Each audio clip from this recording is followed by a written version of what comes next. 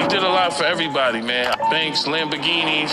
I'm over Banks had a Lamborghini. That shit was in the snow, man. He even put it in the garage. In the snow, man. You know, all that because it was still my start. So I was just going to the stars, building, the company building, meeting with the execs, and there might be one or two execs in there, and they just watching me, see if I'm good enough. I took a picture with Rick Ross. Let's rewind this for a second, because what you just heard sounds like your average "I made it out the mud" speech. But nah, this right here, it's the calm before one of the messiest betrayals hip-hop has seen in years. This is the moment where loyalty, money, and legacy all collided. And Lil Meech found out the hard way that not everyone who smiles in your face wants to see you win. Think about it. This man's talking about banks with Lambos, snow garages, executive meetings, and being tested by suits, like he's leveling up from the streets to the skyscrapers. It's that come-up energy, that "I finally made it into the room where it happens" vibe. But what he didn't know was that behind those boardroom smiles, the sharks were already circling. Because just a few months later, this fairy tale of success turned into a nightmare of betrayal, and the name that kept popping up in the chaos? Rick Ross. Yup, the boss himself. Now, before we dive into the mess, let's make one thing clear. This story isn't just about money. It's about power. It's about legacy. And it's about how one wrong alliance can destroy everything you worked for. You got 50 Cent on one side, the original mastermind who literally built Lil Meech's career from scratch, and then you've got Rick Ross, the industry giant who's made a living out of flipping narratives and stirring the pot. So when Lil Meech found himself stuck between those two heavyweights, oh, it was only a matter of time before something exploded. And spoiler alert, it did. Because what started as a mentorship story turned into one of the coldest industry betrayals of the decade. 50 tried to warn him. The fans tried to warn him. Even the internet was like, "Bro, you're playing chess with someone who eats pawns for breakfast." But Lil Meech didn't listen. He trusted the wrong people. And the result? An entire empire, built on loyalty, legacy, and brotherhood, started cracking from the inside out. And the crazy part? This wasn't just a business fallout. This was personal. This was family. So buckle up, because what comes next exposes how deep this rabbit hole really goes, and how Rick Ross allegedly turned mentorship into manipulation.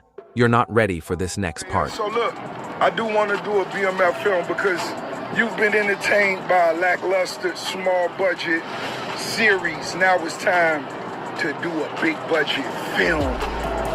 Which director?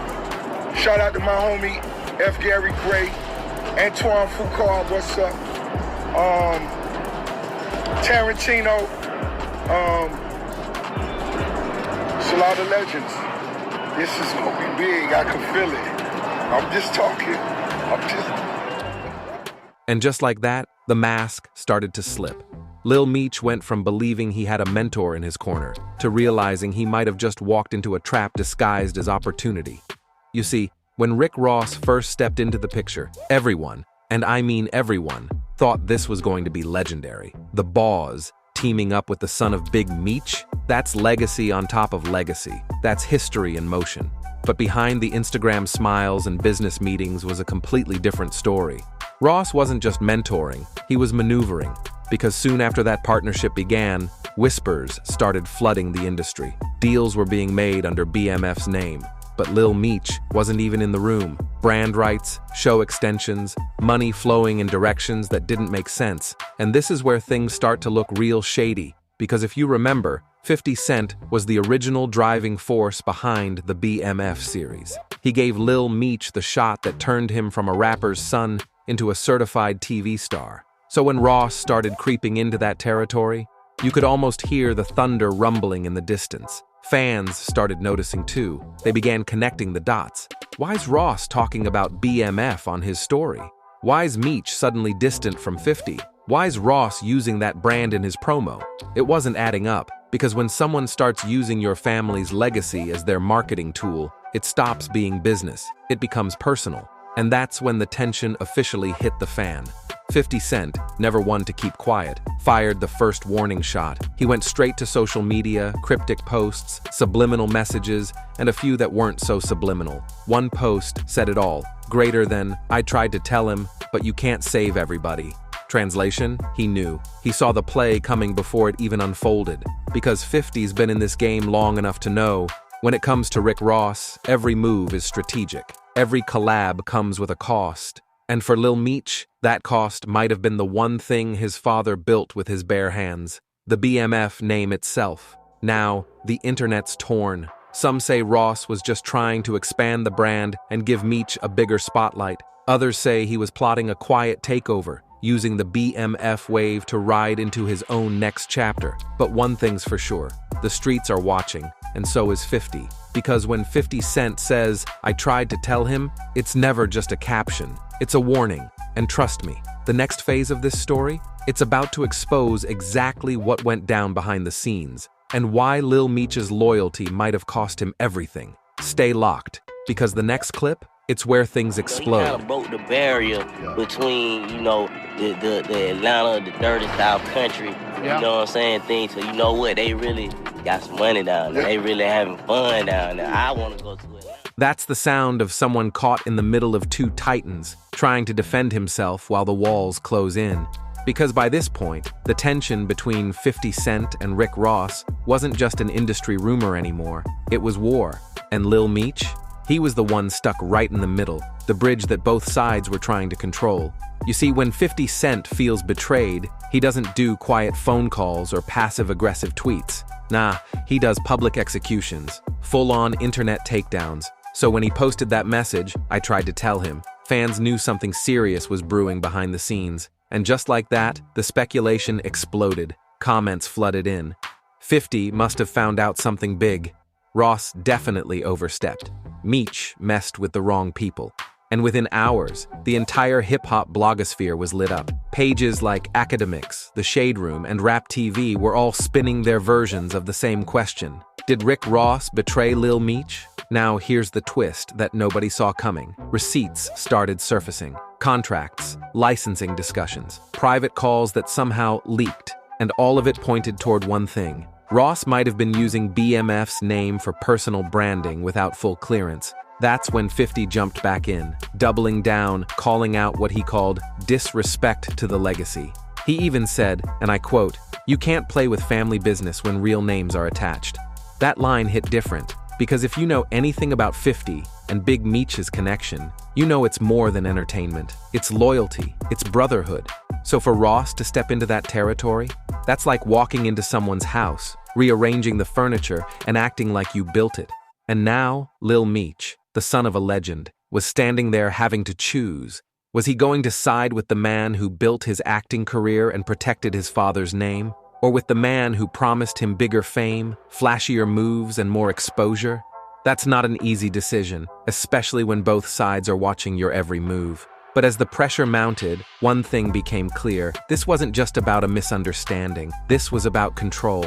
Because when money, influence, and ego collide in the music industry, someone always ends up taking the fall. And if you think this story's done, oh no. Because what happens next pulls in 50's camp, BMF's lawyers, and even the feds. This is where betrayal turns into a battle for ownership. And trust me, you're gonna want to hear what happens next. Kitchen right here, refrigerator, stove. It's the Ferrari right here. Keep the Ferrari for good luck. My Egyptian style furniture, the lion. I like that old school. And that right there, when folks start twisting the story, that's the moment every PR manager in Hollywood starts sweating.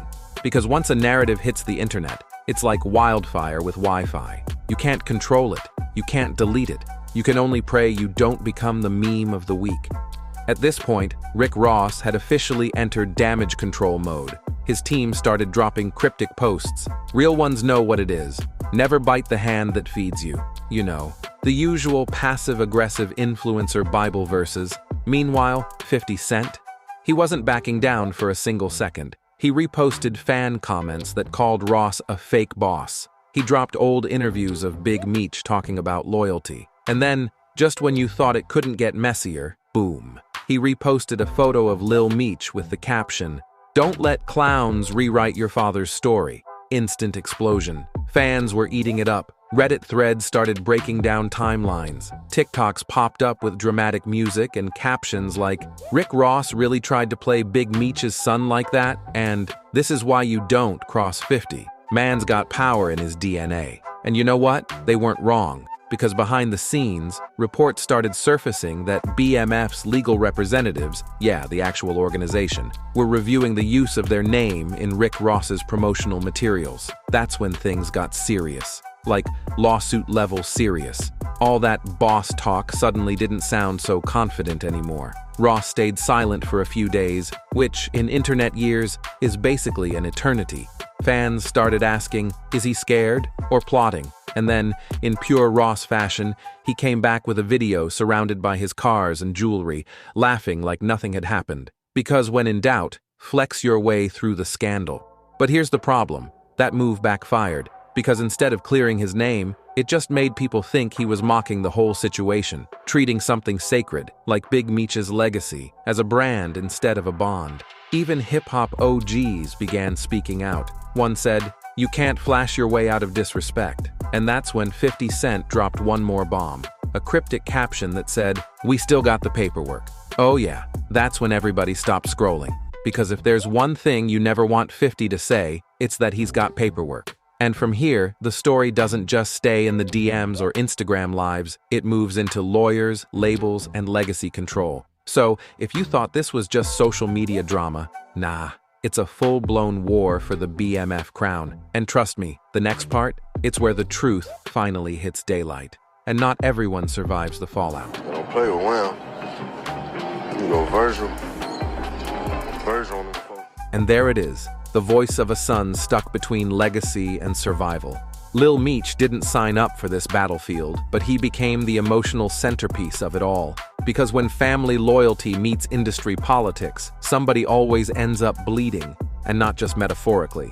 At this point, 50 Cent's camp had already made their position crystal clear. Loyalty to BMF's legacy is non-negotiable. Ross's team, on the other hand, doubled down on boss talk, spinning it as just business moves. But here's what made fans lose it. Ross reportedly tried to trademark a phrase connected to BMF branding for a new project. If that's true, that's not just tone deaf. That's walking into sacred territory wearing muddy shoes.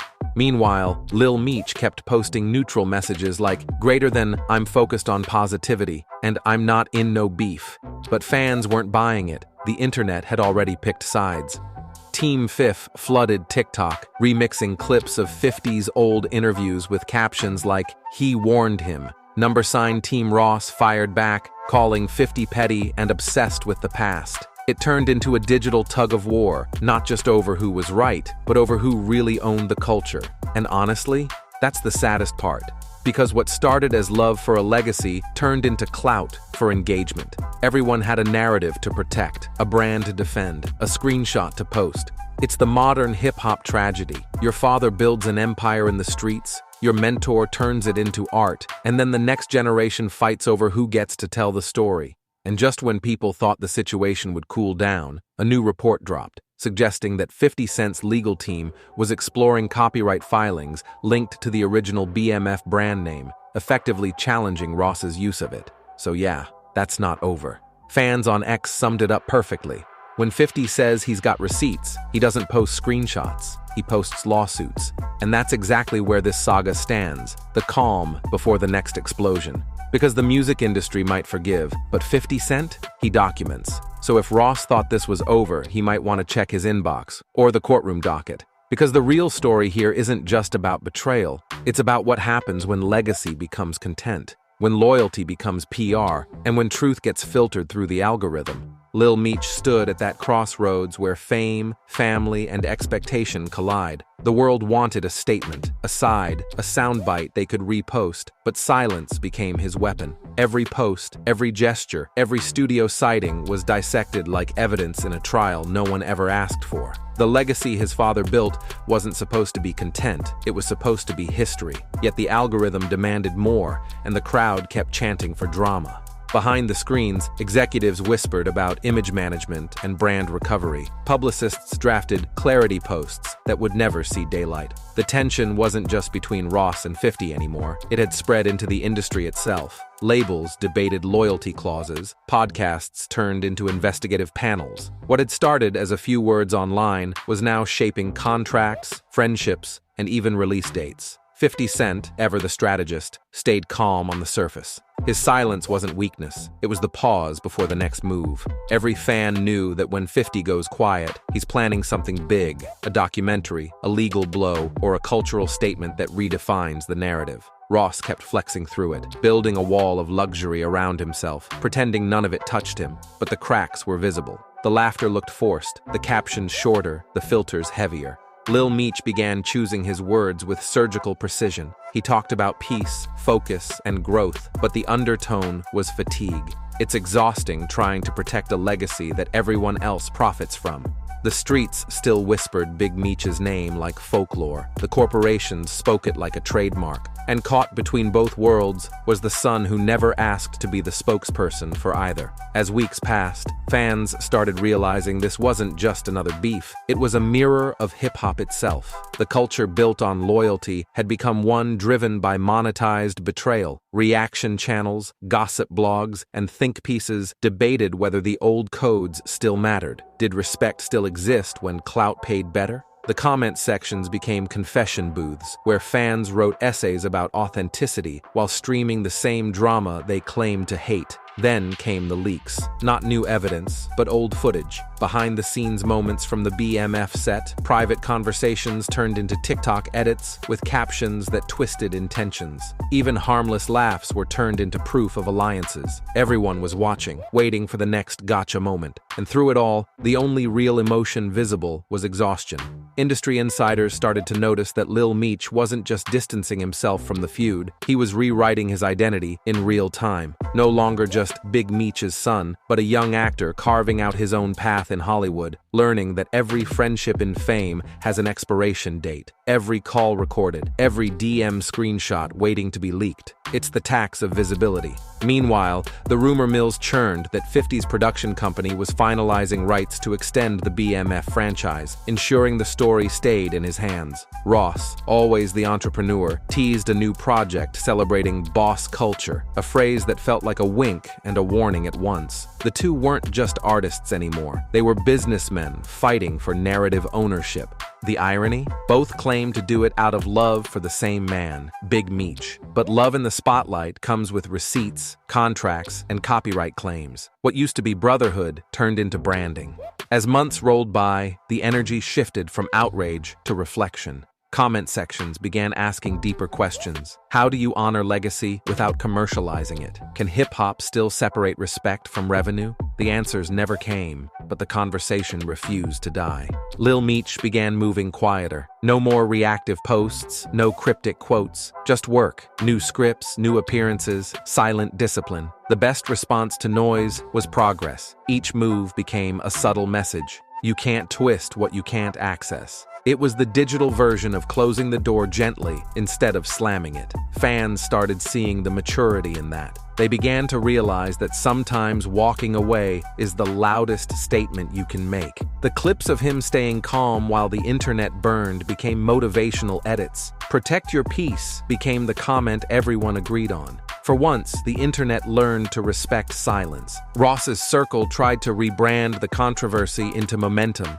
Luxury backdrops, motivational captions, features hinting at reconciliation, but the damage had already seeped in. The more he insisted everything was fine, the less convincing it sounded. Audiences could smell when something wasn't authentic, and authenticity was currency now. 50 Cent continued to move like a chess player 3 moves ahead. His posts were calculated, his interviews icy. He never mentioned Ross by name again, which somehow made the silence louder. The community watched in anticipation, waiting for the inevitable next chapter. But what they didn't see was the quiet healing happening behind the scenes. Lil Meech began reconnecting with the original members of his father's circle, grounding himself in truth rather than commentary. Real conversations replaced online assumptions. The power wasn't in clapping back, it was in reclaiming perspective. That's when the tone of the entire saga began to shift. The media wanted explosions, but what they got was evolution. The feud that started in betrayal ended in boundaries.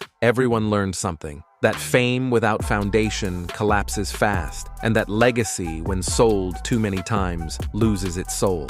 As the dust settled, hip-hop fans were left with a bigger reflection, not about who was right, but about what the culture had become. A generation raised on loyalty was now living through algorithms that rewarded chaos, but through the noise, a quiet truth remained. Real respect doesn't trend, it lasts. Months later, the headlines moved on, but the lesson stuck. Lil Meech became a symbol of how to navigate inherited pressure without losing self. 50 Cent reminded everyone that silence can be the deadliest weapon. And Rick Ross, whether humbled or defiant, became a case study in how ego can turn admiration into rivalry. The BMF legacy survived, bruised, but intact. Not because of statements or lawsuits, but because the story was too real to be erased by internet spin. It existed before hashtags and would exist long after timelines forgot. And that's the truth beneath the noise. Behind every viral feud, there's a human being trying to protect something sacred.